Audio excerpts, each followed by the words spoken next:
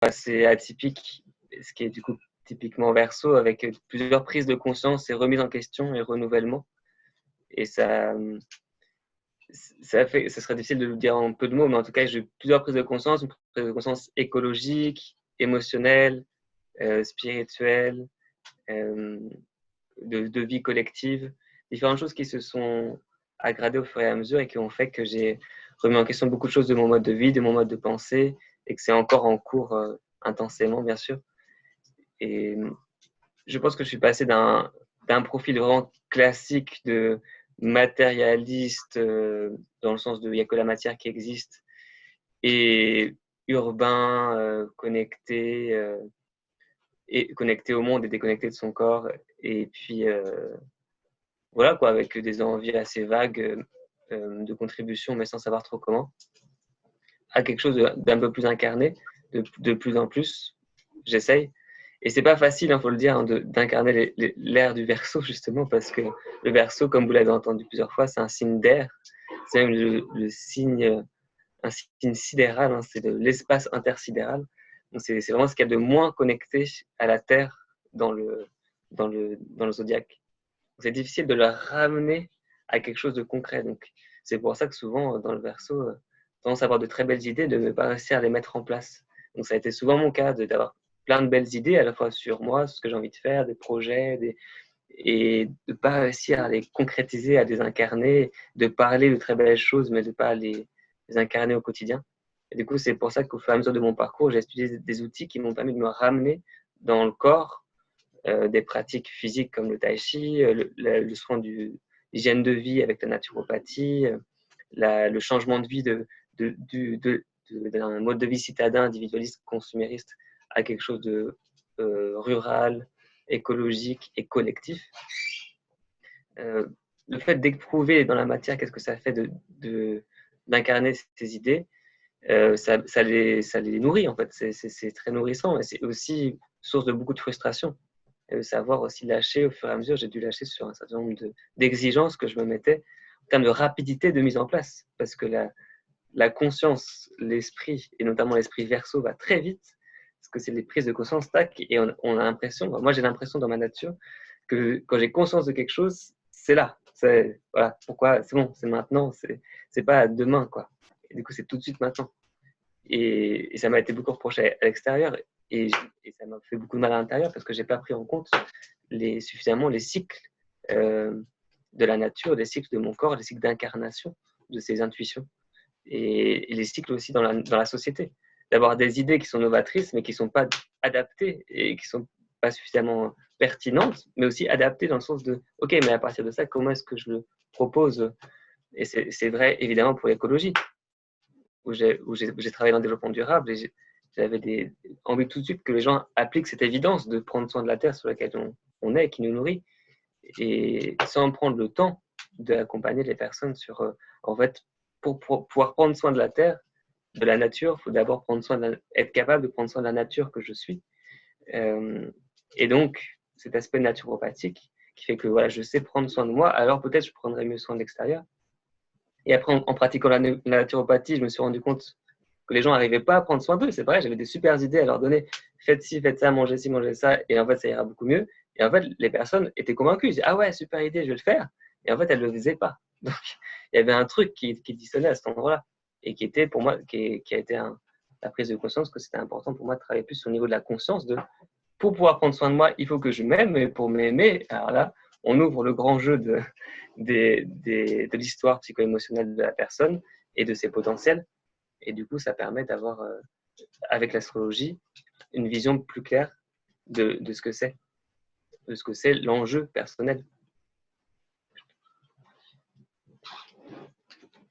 Oui, effectivement, et ça, c'est Axel et Sandrine avant toi ont aussi beaucoup insisté sur ce point-là. Hein, c'est ce que tu dis en substance, c'est revenir à soi, vers son intériorité, avoir ce mouvement vers l'intérieur pour pouvoir rayonner à l'extérieur.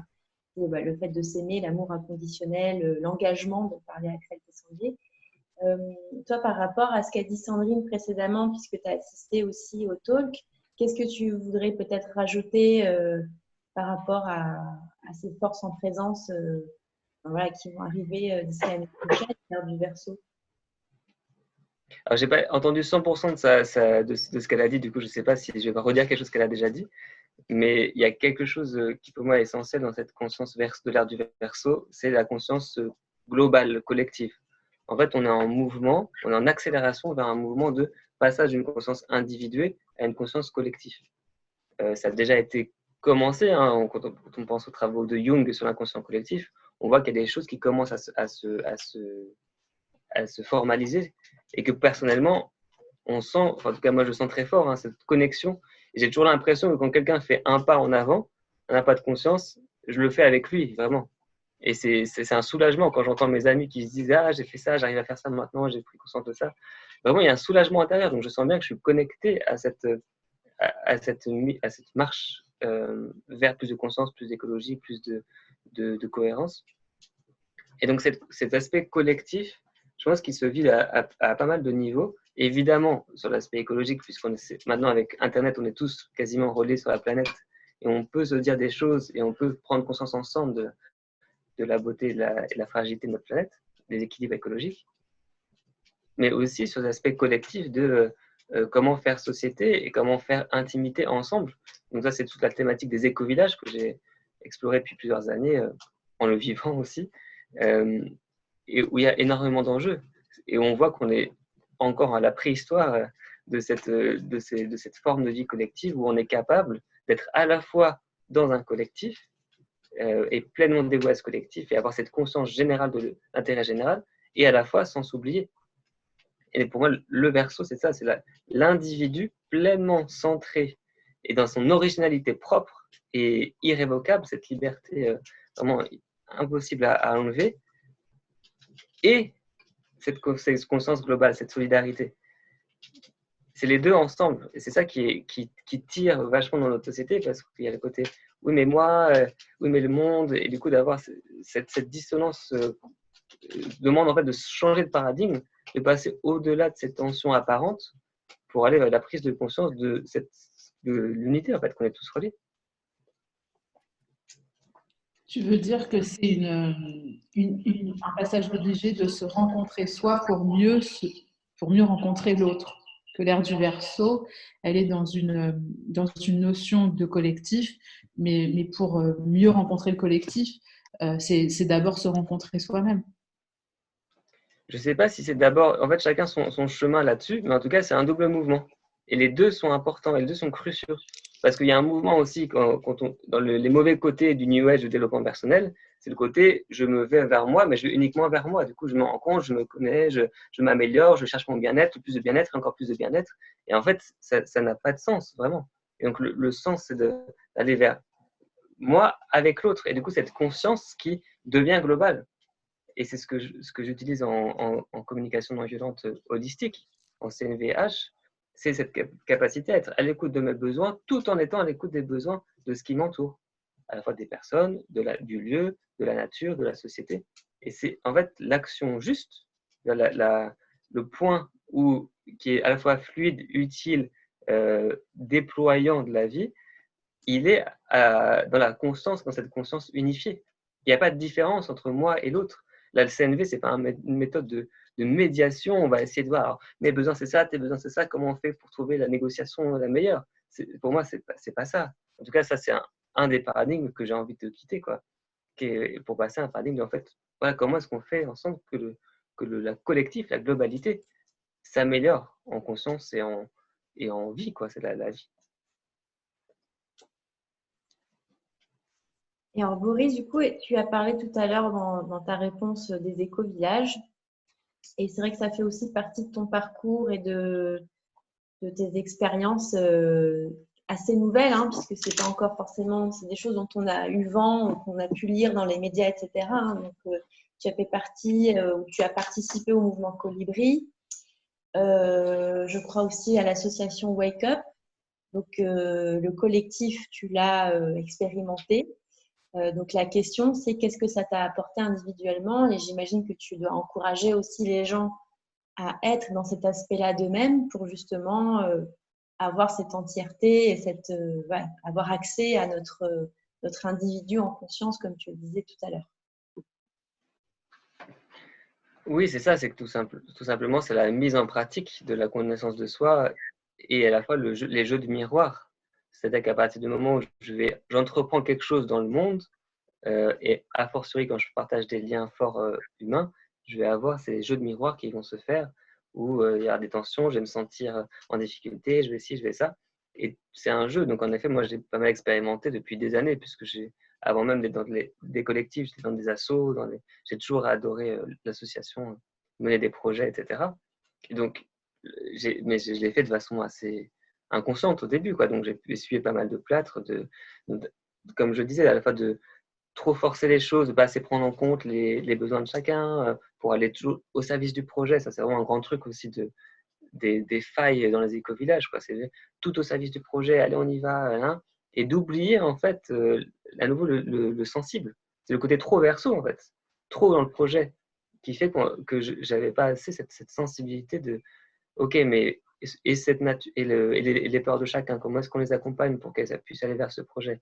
Et le lieu, et les voisins, et le maire, comment est-ce qu'on fait pour que tout ça, en fait, avance ensemble et pas forcer parce qu'on a la bonne idée? Ça, c'était ma propre principe.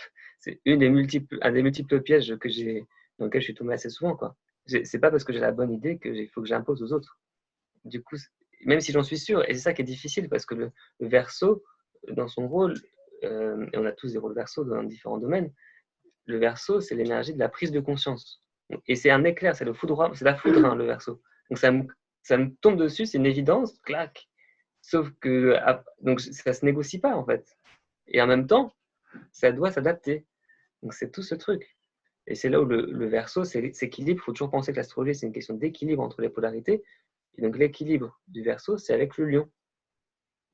Et donc comment est-ce que le lion équilibre dans son côté instant présent, centré sur l'individu, chaleur humaine, joie aussi. On n'est pas que dans les bonnes idées, on est aussi dans la joie de vivre, quoi, parce que quand on est dans cet aspect verso, et donc ce que j'ai pas mal vécu aussi personnellement dans les projets, c'est cette forme d'insatisfaction chronique parce qu'on voit bien que ça va pas, en fait. Il y a plein de choses qui vont pas, mais c'est normal. Mais ce n'est qu'un jugement, en fait. Mais si on se passe sur un autre plan, peut-être qu'on pourrait voir autre chose.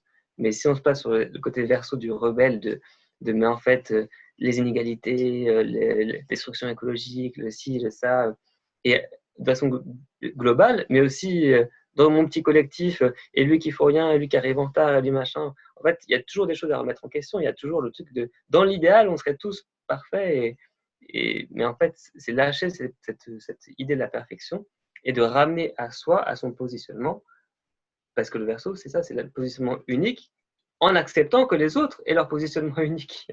C'est ça tout le truc. On ne peut pas être intolérant à la tolérance, hein.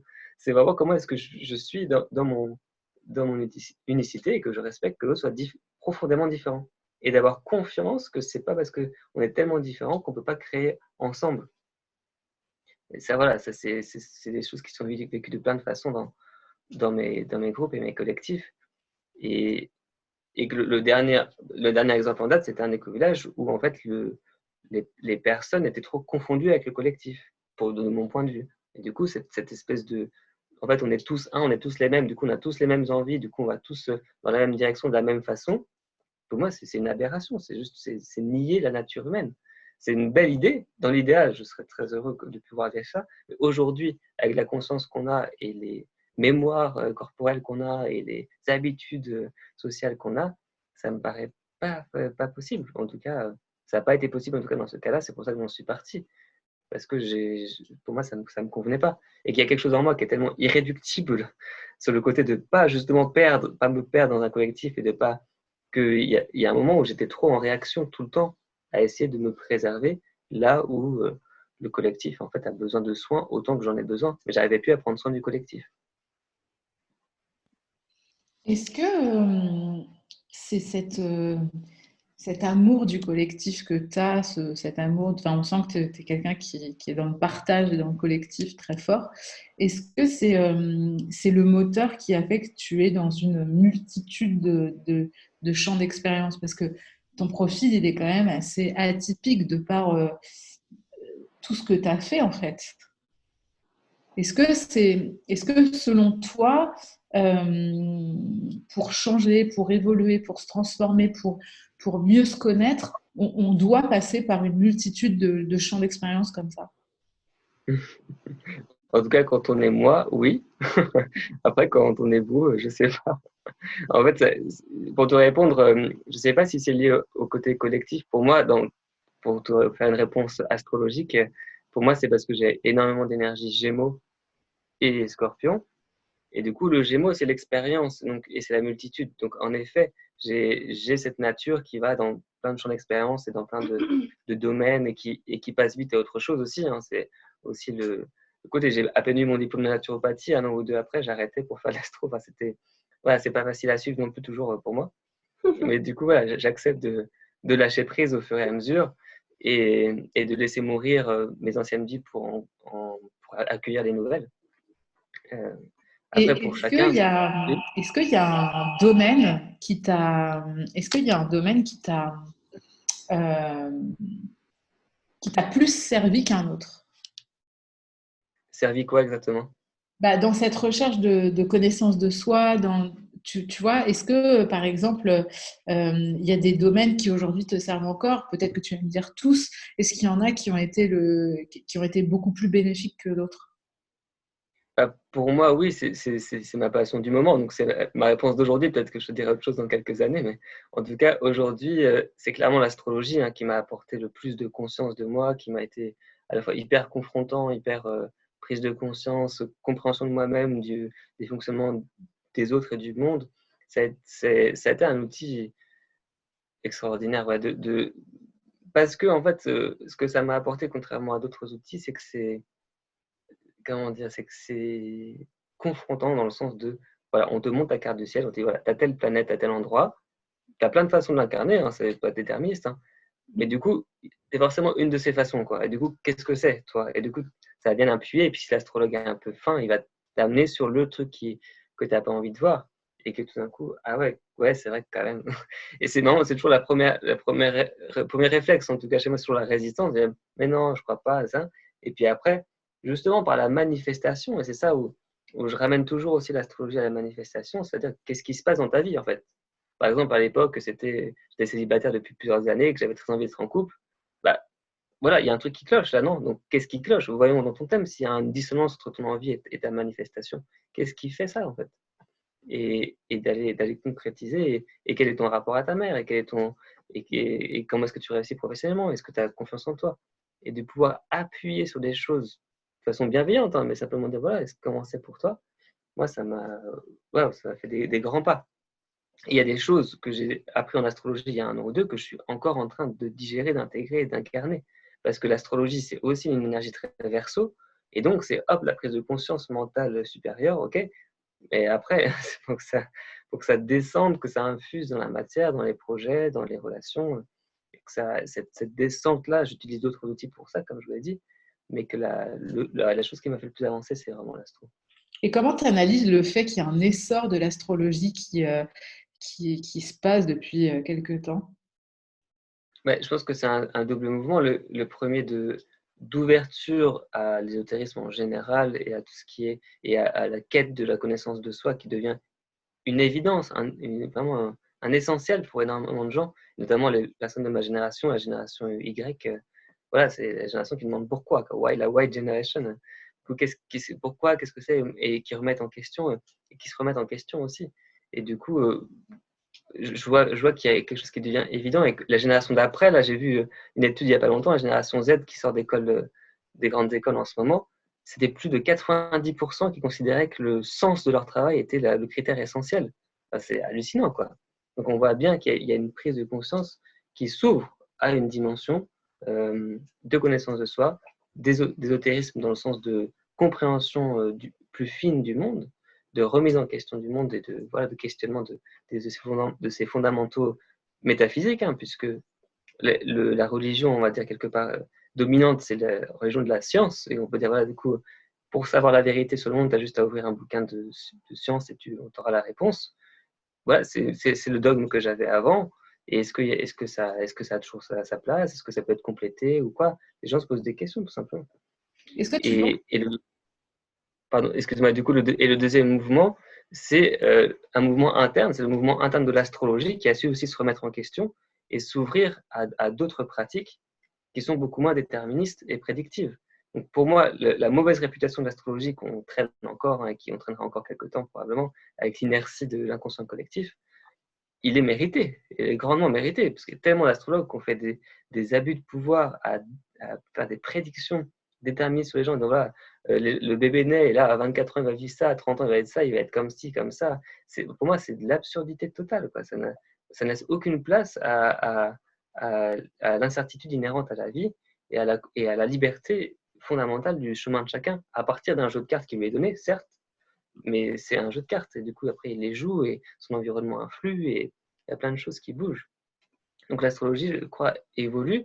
Quand j'entends Sandrine, quand j'entends d'autres astrologues qui ont cette vision un peu plus spirituelle, ouverte, et plus dans l'écoute et dans l'échange avec le consultant, la consultante, que dans une espèce d'application de voilà, t'es comme si, parler et faire que parler. Moi, souvent, on me dit ça en consultation, mais c'est bizarre, tu as un astrologue qui pose beaucoup de questions. Alors, il y a des personnes qui étaient là, mais pourquoi est-ce que je parle autant en fait, dans cette consultation? Je devrais juste écouter.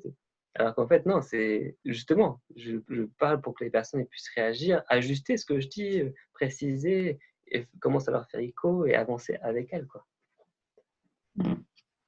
Je me posais la question de l'intérêt sur l'astrologie lié en fait à l'ère du Verseau de préférer le sens au confort. Par exemple, toi, je me demande comment t'en es venu à faire une grande école, enfin une école de commerce à de l'astrologie. Il y a un cheminement qui fait que tu préfères le sens au confort à un moment ou à un autre. Et j'ai l'impression que c'est un peu ça, l'ère du Verseau, que tout se joue à travers ça. Les gens sont de plus en plus en quête de sens. Après, il y a Uranus qui passe en taureau et qui revisite aussi le matériel. Donc, Et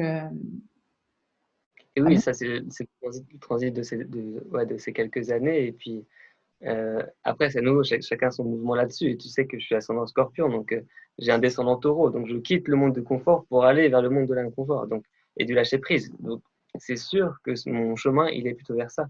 Et en même temps, j'ai aussi envie de te répondre que euh, de quel confort on parle, en fait. C'est-à-dire que là, aujourd'hui, là, je suis dans une jolie maison en pierre, en Ariège, avec un collectif sympa, devant un feu de cheminée. Euh, comment est-ce que mon studio à Paris à 500 000 euros, il serait plus confortable? Je crois pas, hein, je crois pas du tout. Et Je du pense que coup, ça parle à chacun, le confort. oui, c'est ça. Et en fait, je dis de quel confort on parle. En fait, c'est qu'il y a quelque chose qui est de l'ordre de l'illusion du confort. C'est quand j'étais dans une grande boîte du CAC 40 à faire des projets internationaux, nanana, en fait, j'étais toute la journée sur mon ordi quasiment, et j'étais à Paris, et en fait, je voyais bien que ma santé était affectée par ça.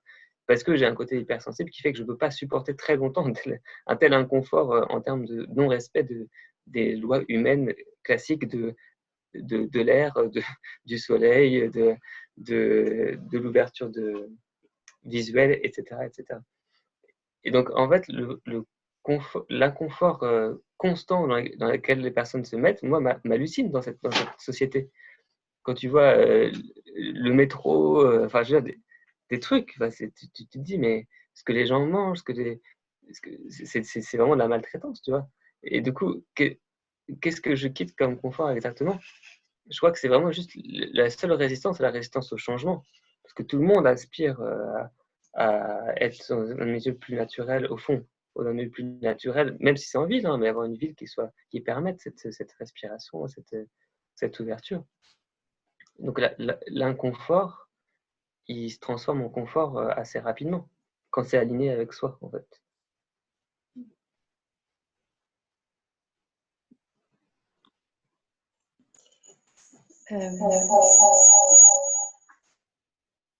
Oui, Boris.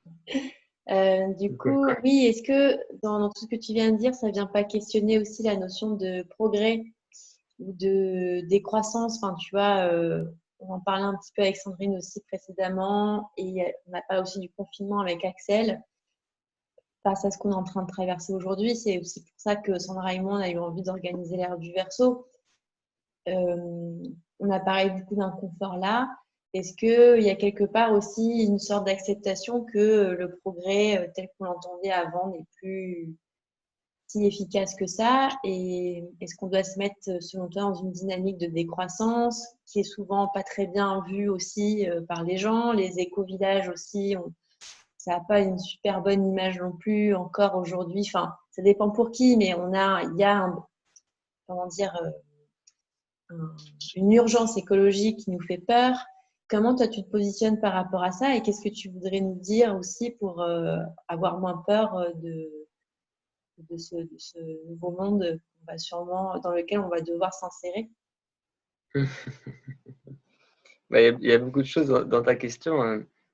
La première chose, c'est pour moi de ne pas confondre progrès et croissance. Parce que le progrès, pour moi, c'est un progrès de conscience, un progrès d'intelligence des échanges humains et matériels. Et que, honnêtement, j'ai l'impression que le progrès technique et technologique nous a un peu dépassés. C'est-à-dire qu'il est plus vraiment au service d'un progrès essentiel. J'étais plusieurs années dans un think tank qui s'appelle la Fabrique Spinoza, qui agit pour mettre le bonheur au cœur des problématiques de société, des décisions de société. Et on s'échevelait à essayer de faire comprendre aux décideurs politiques, au milieu éducatif, au milieu de l'entreprise, de se dire, mais si jamais on se met ensemble à faire quelque chose humain, quel est le but de l'humain? C'est quand même, on va dire, d'être heureux pour un premier stade au moins. D'accord, du coup, pourquoi est-ce qu'on ne prend pas nos décisions en fonction de ça? Pour moi, c'est vraiment drôle quand on dit toujours que cette société est rationnelle et cartésienne. Moi, je la trouve vraiment pas très intelligente, en fait. Hein. Si on regarde vraiment concrètement, on ne trouve pas les bonnes solutions aux problèmes. Au problème qu'on a. On a quelque chose de très inefficace dans l'usage de nos ressources, dans la répartition des rôles, etc. Voilà, pour avoir étudié un peu les études commerciales, etc., je vois bien que c'est très largement inefficace. Donc le progrès, pour moi, il vient d'un endroit de bon sens et de prise en compte des bons critères. Voilà, c'est plutôt ça. C'est quels sont les critères? Critères de bien-être, critères de durabilité, des critères évidents en fait, hein, qui ne sont vraiment pas compliqués, hein, mais qui ne sont pas ceux qui sont choisis par nos décideurs et par les personnes qui cherchent le progrès, en tout cas pas tous. Et après, le deuxième sujet, c'est la décroissance. Euh, à nouveau, sur la base de cette inefficacité de notre système, la croissance du PIB, je ne crois pas que ce soit, comment dire, quelque chose, enfin la croissance ou décroissance, je ne vois pas que ce soit vraiment le sujet. Si je prends à nouveau une étude qu'on avait fait avec Spinoza, on voit que dans les pays industrialisés, depuis 30 ans, grosso modo, il y a une tendance très claire au PIB à augmenter, il a beaucoup augmenté en 30 ans, et au niveau de bonheur de la population à stagner, mais exactement. Vraiment, c'est très clair, quoi. Du coup, on voit bien que ça ne sert à rien pour le bonheur des citoyens. On voit bien que ça use la planète plus que de raison. Donc, en fait, il n'y a vraiment pas de raison de continuer dans la logique de la croissance. Et qu'est-ce qu'on décroît? C'est plutôt ça la question. Qu'est-ce qu'on décroît? Quand on sait que 80, je ne sais plus combien, 95, 98%, je ne sais plus, des échanges économiques sont des échanges sur les places de marché, donc des échanges euh, immatériels, théoriques. Il n'y a plus vraiment de corrélation entre la croissance et la réalité économique. Bon, voilà, du coup, c'est quelques éléments comme ça un peu généraux. Hein. Mais pour aller sur un sujet un peu plus vivant, qui est le sujet de la peur de l'effondrement, puisque tu n'as pas dit le mot, mais c'est une des choses qui est pas mal dans l'air en ce moment, quoi, quel est l'effondrement de notre société, de notre modèle tel qu'il est, qui à nouveau a été étudié de façon très claire et scientifique, et très intelligente, quand on voit bien que si on regarde tous les paramètres, ce modèle ne peut pas fonctionner et qui va très probablement s'arrêter et de façon plus ou moins brutale. Dans la notion d'effondrement, il y a quelque chose de brutal qui peut faire peur, mais ça peut ne pas l'être. En tout cas, il y a quelque chose qui est l'ordre du retournement, du renversement. Et ça, c'est l'énergie du Verseau aussi. Il ne faut pas oublier que le Verseau, c'est l'énergie du retournement. D'ailleurs, dans un thème astral, la maison 11, qui est la maison du Verseau, c'est la maison aussi qu'est-ce qu'on a à retourner Et c'est le moment du retournement dans la vie fétale aussi. Ça, c'est de l'astrologie en mémoire cellulaire. C'est le 8e mois de la vie fétale, et donc c'est le moment du retournement de l'enfant intra-utéro. Bref, du coup, c'est ce retournement qu'on a à faire sociétalement qui nous amène du coup à revisiter les choses. Et quelque part, l'effondrement dont on parle, et je crois qu'on le vit beaucoup cette année avec ce confinement, c'est pas l'effondrement extérieur, c'est l'effondrement intérieur, c'est les fêlures multiples dans nos cathédrales de dogmes et de conditionnements qui commencent à faire apparaître de façon évidente qu'on a besoin de changer de mode de pensée. Sauf que comme on est identifié à nos modes de pensée, comme on pose notre identité comme étant fait de nos pensées, de nos croyances et de nos pensées sur le monde, quelque part, c'est hyper flippant, parce que forcément, on a l'impression que tous nos repères se fractionnent, que nous sommes en propre décomposition, alors qu'on peut simplement observer, c'était l'objet de ma dernière newsletter, si on observe son personnage se fendre et se disloquer, il n'y a pas de souci, c'est notre personnage, et puis il se reconstitue autrement. Simplement, il y a besoin de ce recul. C'est là où je rejoins bien Sandrine, dans ce côté, être témoin bienveillant de cette transformation intérieure qui fait qu'on change, qu'on recalibre nos systèmes, personnellement et collectivement, ce côté air du Verseau où on est tous amenés à changer de conscience, et que c'est un mouvement de collectif qui est énorme, et qui amène quelque chose qui va forcément se matérialiser sociétalement dans un grand changement de paradigme économique et des échanges, c'est sûr. Mais ce sera une conséquence, en fait, pour moi. Et ce sera soit une conséquence, ça c'est tout le principe de l'astrologie, si je prends conscience de ce qui se passe en moi, j'agis ces énergies en moi, et ensuite je les manifeste dans leurs différences, ou alors, si je ne fais pas ce travail de conscience, c'est la vie qui va manifester avant moi, et alors je vais devoir m'adapter de façon plus ou moins brutale à ce qui se passe, et donc, en effet, à cet effondrement potentiel qui, tout d'un coup, je suis obligé de changer de paradigme si jamais j'ai plus de pétrole à mettre dans ma voiture. Je suis obligé, je ne peux plus rester dans le même système de pensée. Donc, pour moi, la douceur qu'on a besoin d'apporter à ce monde, c'est justement cette prise de conscience préventive de cette ouverture à un nouveau système de pensée, et qui nous prémunit de cette peur, puisqu'il y a oui, je vois pas trop de raison d'avoir peur, en fait, vraiment. Sociétalement, ce qu'on vit aujourd'hui me paraît beaucoup plus effrayant que ce qui peut nous arriver, quoi. Il y a quelque chose qui est un moment de recul, et c'est aussi sortir la main de la machine. On sort le doigt de l'inconscient collectif, du système économique, à nouveau de façon de la pensée. Je sors de l'inconscient collectif, je me décroche, je me nettoie de ces conditionnements. Je fais ma part, parce que chacun a à le faire, bien sûr.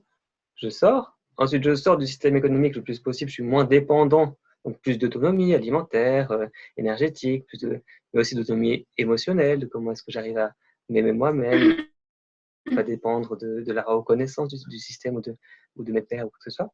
Du coup, tout d'un coup, je suis moins dépendant de ces systèmes qui, en effet, va pas pouvoir durer, probablement.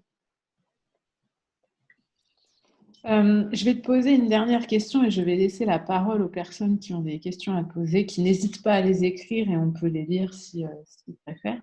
Je vais poser une question très pragmatique, très simple. Pour les citadins que nous sommes, en quête de nature et en amour avec la nature, est-ce que c'est facile de partir vivre en éco-village? Tu as vécu à Paris avant, non? Oui, tout à fait, ouais, j'étais à Paris. Est-ce que c'est une démarche qui est simple, qui est facile? Et est-ce que ça demande du courage? J'ai l'impression que la réponse est dans la question, un petit peu. J'ai l'impression que c'est ma vision. Non, mais je suis d'accord avec toi. C'est ce que je dis maintenant quand je parle d'éco-village. Et j'essaie d'appuyer là-dessus sur pareil, pour contrebalancer un peu, rééquilibrer les choses, quoi. Il y a des personnes qui sont beaucoup dans l'idéalisme, dans le oui, quand je serai dans cette nouvelle vie, tout sera tellement plus merveilleux, et du coup, je quitte tout et j'y vais. Et en fait, voilà, à nouveau, c'est une très bonne idée, l'éco-village. Et en même temps, ça demande énormément de courage.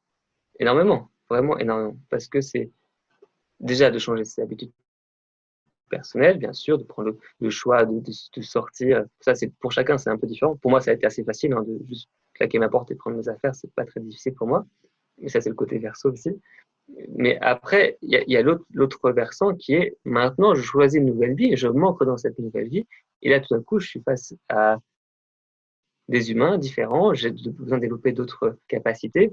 Moi, en tant que citadin vétéré, j'ai eu besoin et j'ai encore besoin d'apprendre beaucoup plus de choses manuelles, par exemple.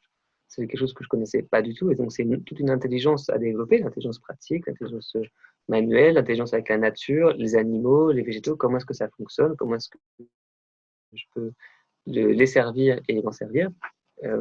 Du coup, il y a toute cette adaptation, mais ça, quelque part, c'est nous, c'est pas grand-chose. Chacun trouve sa place et sa vitesse là-dessus. Le plus courageux, c'est vraiment de côtoyer des humains. Hein. Parce qu'en ville, donc, on ne côtoie pas. Enfin, c'est, on se croise, voilà. On n'a pas commun. On est dans une illusion de séparation. Donc, une illusion où on pense qu'on est tous indépendants les uns des autres dans notre petit appart. En fait, c'est faux parce qu'on a besoin de milliers de personnes, on l'a vu avec le confinement, pour nous amener à manger, pour nous enlever les poubelles, pour réparer la voirie, pour ci, pour ça. En fait, mais simplement, on a l'impression qu'on est séparés. Du coup, on a de la gratitude pour personne. On dit merci à la personne qui nous fait toutes ces belles choses qu'ils nous font. Et puis, on n'est pas confronté à l'intimité un peu avec les voisins, on va dire. Il n'y a pas les mêmes enjeux affectifs que quand on a un projet ensemble, une maison ensemble, un potager ensemble, un ci, un ça. Et tout d'un coup, bah, oui, il y a tous les effets miroirs qui se mettent en place. Et tout ce que je n'ai pas travaillé moi, je le vois chez l'autre et ça m'énerve et ça me fait peur, etc. Et là, ça demande ce courage de faire face à soi-même et de se transformer et en même temps de pouvoir dire les choses à l'autre éventuellement si ça peut être à son service. Mais c'est d'abord évidemment en soi que ça se passe. Donc là, en effet, c'est pour moi, c'est hyper important de penser, d'être vraiment clair sur le fait qu'on va retrouver exactement les mêmes problèmes intimes dans cette nouvelle vie, voire même amplifiés.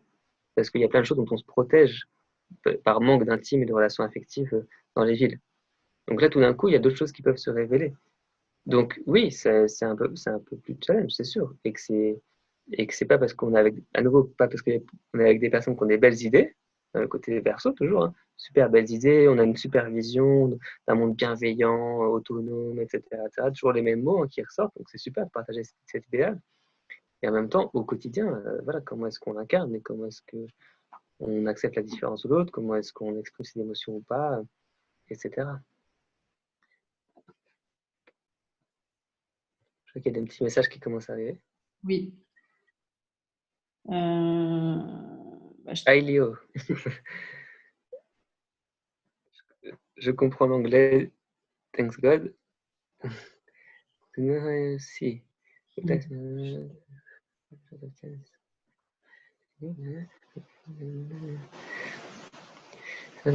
Alors, merci Léo. Je peux te répondre en français du coup, ça va? Oui, ok. Du coup, tu me poses une question qui vient vraiment toucher quelque chose de personnel que je suis en train de travailler justement, qui est comment parler de l'astrologie dans un monde sceptique de l'astrologie et comment le transmettre et comment voilà, donc c'est quelque chose que je suis en train de travailler là vraiment, parce que c'est ces derniers mois seulement que je me suis affiché socialement en tant qu'astrologue, alors que ça fait des années que je pratique, et que je lance à la rentrée, là, le 20 septembre, je commence une formation où j'initie les personnes aux archétypes du zodiaque. Donc c'est une semaine, ça doit être 12 semaines, une semaine par signe, avec des expériences. Donc c'est ouvert à tous justement pour que chacun puisse venir expérimenter en une semaine qu'est-ce que c'est le bélier, avec des méditations, des défis personnalisés, et puis des moments de partage comme celui-là. Donc, j'ai envie de rendre les choses accessibles et expérientielles. J'ai fait par exemple des festivals où je faisais des ateliers, où je faisais faire des jeux. Vous allez être les béliers, vous êtes les balances, et comment est-ce que les deux se rencontrent et expérimenter en soi ces énergies-là. Et rien que de se rendre compte qu'on a tous les 12 énergies en nous et qu'on a tous la capacité d'interagir avec cette énergie-là et de se rendre du coup qu'on n'est pas déterminé, figé dans un signe, déjà ça ouvre un champ dans l'astrologie, dans le scepticisme vers l'astrologie. je ne l'ai pas précisé tout à l'heure, hein, mais j'étais moi-même très sceptique envers l'astrologie à la base. Parce que je voyais bien qu'autour de moi, il n'y avait pas 12 personnalités, il n'y avait pas 12 façons de fonctionner, c'était vraiment absurde. Du coup, d'ouvrir simplement qu'on n'est pas que notre signe, on est les 12 signes avec différentes influences et dans différents domaines, etc. C'est évidemment extrêmement complexe l'astrologie. Et Dieu merci, puisque chaque humain est extrêmement complexe. Donc voilà, ça permet d'essayer d'en rendre compte. Et donc, de pouvoir parler de l'astrologie aujourd'hui, c'est vrai que ça reste différent, décalé. Et en même temps, c'est le rôle du Verseau que d'apporter quelque chose de décalé qui peut un peu voilà, étonner, mais de le rendre adaptable, comme je disais tout à l'heure. Donc là, j'essaie de faire des efforts pour faire de la pédagogie autour de l'astrologie, de dire, mais oui, c'est pas de la prédiction, c'est pas du déterminisme. Et tout l'enjeu pour moi, l'enjeu de communication que j'ai pas encore complètement résolu, c'est comment est-ce que j'arrive à faire passer ce message avant même que la personne voit que je fais de l'astrologie et me zappe, en fait. Donc c'est vraiment, j'ai quelques secondes où l'attention visuelle ou auditive, où je vais dire, voilà, comment est-ce que ça peut être différent éventuellement et que je peux y prêter quelques secondes d'attention en plus. Du coup, voilà, c'est mes problématiques du moment. Et pour le moment, honnêtement, pour moi en tout cas, ça se passe pas du tout mal, hein, et personne ne m'a rejeté. Je me suis pas fait bannir de ma famille. On ne lance pas des cailloux dans la rue. En même temps, il n'y a pas beaucoup de gens dans la rue en Ariège, donc ça, je risque pas grand-chose. Mais, mais, mais oui, c'est vrai que ça passe en fait quand on explique. Mais c'est vraiment pour prendre le temps d'expliquer. Et que, je sais pas, peut-être qu'il y a plein de gens qui pensent du mal de moi, qui pensent que j'ai complètement vrillé, de mes anciens amis Facebook en école de commerce et tout. C'est possible. Mais en tout cas, ils ne l'ont pas dit, donc je suis tranquille avec ça.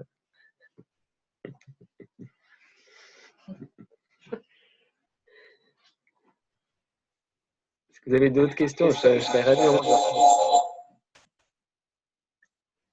Oui, il reste peut-être 2 petites minutes encore s'il y a des questions.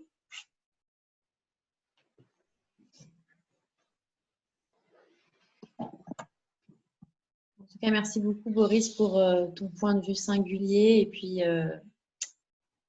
ta sincérité dans tes échanges. Avec grand plaisir. C'est que je suis un peu, mon côté Gémeaux, un peu frustré de ne pas pouvoir interagir avec chacun et adapter les messages évidemment à chacun, quoi. Parce que c'est ce qui se passe dans une conversation, c'est ce qui se passe dans une consultation aussi astro, quoi. C'est que je dis jamais la même chose. Comme on disait Sandra, quoi. Quelqu'un qui va vers le scorpion, qui a ascendant scorpion, il doit développer son rapport à l'inconfort. Et à l'inverse, un ascendant taureau va devoir développer son confort et développer son emprise, son ancrage, sa stabilité dans la vie. Enfin, bref, il y a plein de mouvements différents chez chacun. Et c'est ce qui fait la richesse du collectif, quoi. Ouais, des messages de merci. Merci pour ton intervention. Je ne crois plus en la ville.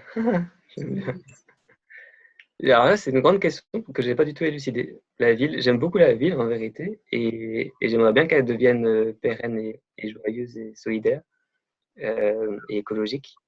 Il y a plein de choses intéressantes qui sont autour de ça, hein, ville en transition notamment. Beaucoup d'écologistes croient en la ville. Honnêtement, je n'en sais rien. Donc, à expérimenter ensemble. De toute façon, si je peux dire un dernier truc sur l'ère du Verseau, c'est qu'on n'en sait rien. C'est-à-dire que comme c'est des idées radicalement nouvelles qui ouvrent constamment de nouveaux champs de conscience, c'est vraiment le domaine de l'imprédictible, puisque si on change de paradigme, on change complètement les données en fait, du problème. Du coup, laissons-nous surprendre. Voilà, c'est la surprise aussi le Verseau. Laissons-nous surprendre au fur et à mesure des choses apparaîtront et grand bien nous fasse. C'était le mot de la fin alors, Boris. Merci beaucoup. Merci à tous et toutes. Voilà, et puis de toute façon, on enverra un petit mail de clôture où on remettra aussi, je pense, les liens des intervenants. Donc, n'hésitez pas à aller visiter le site et la page Instagram de Boris, expérientiel. Merci Leïla, Voilà. merci Sandra pour l'invitation.